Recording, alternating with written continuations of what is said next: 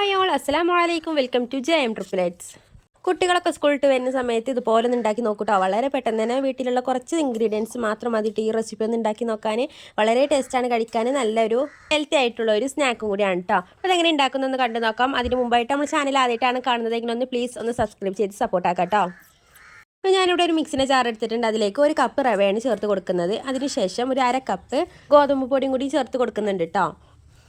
ഇനി മധുരമൊക്കെ ഒന്ന് ബാലൻസ് ചെയ്യാൻ ഒരു നുള്ളു ഉപ്പും കൂടി ചേർത്ത് കൊടുക്കാം കേട്ടോ. എന്നിട്ട് അതിലേക്ക് 2 കപ്പ് ശർക്കരപ്പാനിയാണ് ചേർത്ത് കൊടുക്കുന്നത്. 3 അച്ച് ശർക്കരയിലേക്ക് 1 കപ്പ് വെള്ളം ഒഴിച്ചതിന് ശേഷമാണ് ഞാനിതൊന്ന് മെൽറ്റ് ചെയ്തെടുത്തിട്ടുണ്ടായിരുന്നത്.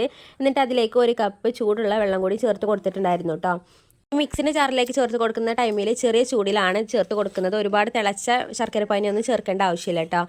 ഇനി 1 കപ്പ് ഒഴിച്ച് കൊടുത്തതിന് ശേഷം ഇതുപോലെ ഒന്ന് മിക്സ് ചെയ്ത് കൊടുത്തിട്ടുണ്ട്. ഇനിയും വെള്ളം വേണമെന്ന് നോക്കുന്നതിന് വേണ്ടിയാണ് കേട്ടോ ഇതൊന്ന് ചെയ്ത് കൊടുക്കുന്നത്. അപ്പോൾ അത്യാവശ്യം തിക്കായിട്ടാണ് വന്നിട്ടുള്ളത്. ഇനി ഇതിലേക്ക് 1 കപ്പ് ശർക്കരപ്പാനി കൂടി ചേർത്ത് കൊടുക്കുന്നുണ്ട് കേട്ടോ.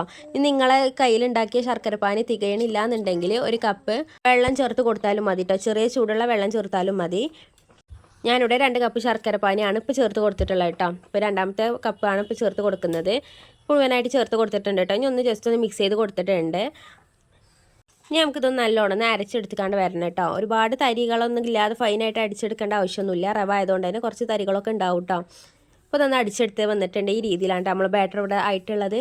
അത്യാവശ്യം കുറച്ച് ലൂസായി കാണാൻ തന്നെയാണ് വന്നിട്ടുള്ളത്. റവ ആയതുകൊണ്ട് തന്നെ പെട്ടെന്ന് തന്നെ ഇതൊന്ന് തിക്കായിട്ട് വരും. റവൊക്കെ ഒന്ന് സോഫ്റ്റായി വരുന്ന ഒരു ടൈമിൽ തന്നെ ബാറ്റർ കുറച്ച് തിക്കായി കാണ്ടൊക്കെ കേട്ടോ. ഇതിലേക്ക് 2 ടേബിൾ സ്പൂൺ വെള്ളം കൂടി ഒഴിച്ച് കൊടുത്തിട്ടുണ്ടായിരുന്നു കേട്ടോ. എന്നിട്ട് നല്ലോണം മിക്സ് ചെയ്ത് കൊടുത്തിട്ടുണ്ട്. ഇനി ഇതൊരു 15 മിനിറ്റ് നേരം ഒന്ന് റെസ്റ്റ് ചെയ്യാൻ വെക്കുന്നുണ്ട്. ഇത് റെസ്റ്റ് ചെയ്യണത് എന്തിനാണെന്ന് വെച്ചാൽ ആ റവ ഒക്കെ നല്ലോണം സോഫ്റ്റായി വരാനാണ് കേട്ടോ.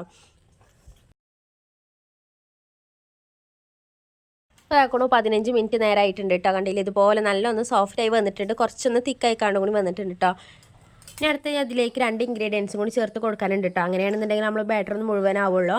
ഇതിലേക്ക് ഒരു അര കപ്പ് തേങ്ങ ചിരകിയതായിട്ട് ചേർത്ത് കൊടുക്കുന്നത്. 1 കപ്പ് റവയിലേക്ക് അര കപ്പ് തേങ്ങയാണ് കേട്ടോ അതിൻ്റെ ഒരു മെഷർമെൻറ്റ് എന്ന് പറയുന്നത്.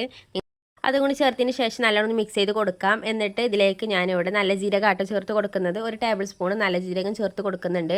നിങ്ങൾക്ക് വേണമെന്നുണ്ടെങ്കിൽ കറുത്ത എള്ള് ഉണ്ട് എന്നുണ്ടെങ്കിൽ അത് ചേർത്ത് കൊടുത്താലും മതി. അല്ലാന്നുണ്ടെങ്കിൽ കരിഞ്ജീരകം ചേർത്ത് കൊടുത്താലും മതി കേട്ടോ. അതൊക്കെ നിങ്ങളെ ഇഷ്ടപ്രകാരം നിങ്ങൾക്ക് ചേർത്ത് കൊടുക്കാവുന്നതാണ്. ഇതൊക്കെ ഓപ്ഷണലാണ് കേട്ടോ. വേണമെന്നുണ്ടെങ്കിൽ സ്കിപ്പാക്കാവുന്നതാണ് കേട്ടോ.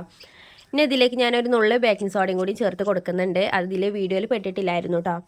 അതിന് ശേഷം ഇതാക്കുന്ന ഈ രീതിയിലാണ് നമ്മൾ ബാറ്റർ വന്നിട്ടുള്ളത്. നമുക്കിത് ഓരോന്നായിട്ട് ചുട്ടെടുക്കാം. അതിന് ഞാനിവിടെ കുഴിയപ്പച്ചട്ടിയായിട്ട് എടുത്തിട്ടുള്ളത്. നിങ്ങൾക്ക് വേണമെന്നുണ്ടെങ്കിൽ പാലപ്പത്തിൻ്റെ ചട്ടിയിലും ഉണ്ടാക്കാവുന്നതാണ്. അങ്ങനെയാണെന്നുണ്ടെങ്കിൽ കുറച്ച് വലുതായിരിക്കും കേട്ടോ. കുട്ടികൾക്കൊക്കെ കൊടുക്കുകയാണെന്നുണ്ടെങ്കിൽ ഇതുപോലെ ഉണ്ടാക്കി കൊടുക്കുന്നതായിരിക്കും ഏറ്റവും നല്ലത്. ഇനി അതിലേക്ക് 1 ടേബിൾ സ്പൂൺ വീതം നെയ്യ് ആഡ് ചെയ്ത് കൊടുത്തിട്ടുണ്ടായിരുന്നു കേട്ടോ. അപ്പോൾ നെയ്യൊക്കെ ഒന്ന് ചൂടായി വന്നതിന് ശേഷം ഇതുപോലെ ഒന്ന് ഒരു തവീച്ച ഒഴിച്ച് കൊടുത്തിട്ടുണ്ട്.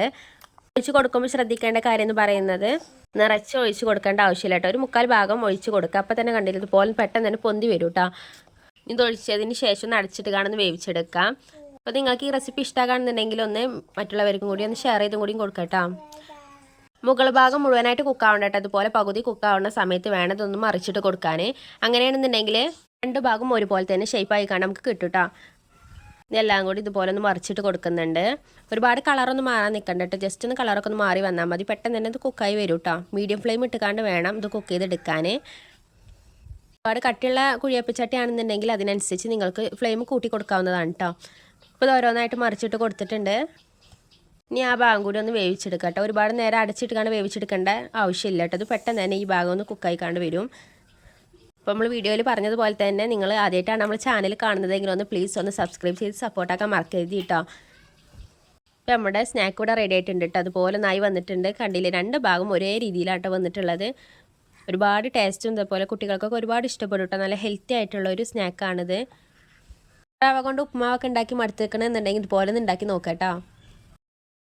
എത്ര പെട്ടെന്നാണല്ലോ നമ്മളിത് ഉണ്ടാക്കിയെടുത്തത്. നല്ല സോഫ്റ്റ് ആയിട്ടുള്ള ഒരു അടിപൊളി സ്നാക്കാട്ടോ. കുട്ടികൾക്കൊക്കെ ഒരുപാട് ഇഷ്ടപ്പെടുന്ന ഉറപ്പാണ്. എല്ലാവരും മസ്റ്റായിട്ട് ഇതുപോലെ ഒന്ന് ട്രൈ ചെയ്ത് നോക്കാം കേട്ടോ.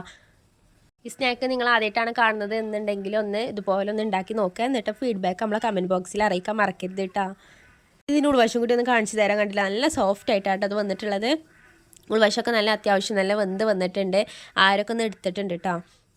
നമ്മൾ ഉണ്ടാക്കുന്നത് ഇതുപോലെ ഒന്ന് ആരെടുത്ത് കാണുമ്പോൾ നമുക്ക് ഭയങ്കര ഹാപ്പി ആയിരിക്കുമല്ലോ. അപ്പോൾ ഇതുപോലെ ഒന്ന് ഉണ്ടാക്കിയാൽ ആരെടുത്ത് നല്ല അടിപൊളിയായിട്ടുള്ള ഒരു സ്നാക്ക് നമുക്ക് തയ്യാറാക്കി എടുക്കാവുന്നതാണ് കേട്ടോ. അപ്പോൾ ഇന്നത്തെ വീഡിയോ എത്ര ഉള്ളൂ കേട്ടോ. എല്ലാവർക്കും ഇഷ്ടമായി എന്ന് വിചാരിക്കുന്നു. ഇഷ്ടമായിക്കണമെന്നുണ്ടെങ്കിൽ ഒന്ന് ലൈക്ക് ചെയ്ത് സപ്പോർട്ട് ആക്കാം കേട്ടോ. അപ്പോൾ നാളെ ഇൻഷാ അല്ലാഹ് മറ്റൊരു റെസിപ്പി ആയിട്ട് വരാം. ബൈ. അസ്സലാമു അലൈക്കും.